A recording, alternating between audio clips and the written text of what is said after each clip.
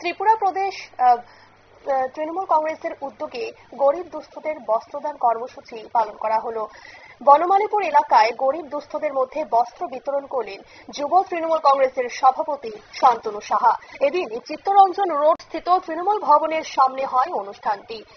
ত্রিপুরা প্রদেশ তৃণমূল কংগ্রেসের উদ্যোগে বনমালীপুর এলাকায় গরিব দুস্থদের মধ্যে বস্ত্র বিতরণ করলেন যুব তৃণমূল কংগ্রেসের সভাপতি শান্তনু সাহা। কি জানালেন তৃণমূল নেতৃত্বরা এই ব্যাপারে শোনাবো।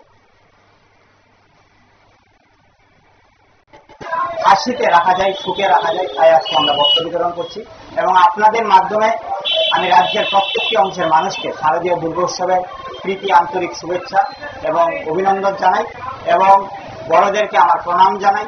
আমি চাই এই মায়ের আগমন, মা যেন এই রাজ্যের সমস্ত অংশের জনগণকে তাদেরকে সুখে শান্তিতে এবং আগামী দিন তারা যেন সম্পূর্ণভাবে তারা যেমন শক্তিশালী হয়, তাই মা যেন সবাইকে আশীর্বাদ। আপনারা শুনলেন তৃণমূল নেতৃত্বের বক্তব্য। সামনেই দুর্গোৎসব, আর সেই দুর্গোৎসবকে সামনে রেখে গরিব দুস্থদের মধ্যে বস্ত্র বিতরণ করলেন যুব তৃণমূল কংগ্রেসের সভাপতি শান্তনু সাহা। নিয়ে নিচ্ছে ছোট্ট একটি বিজ্ঞাপন বিরতি, সঙ্গে থাকুন।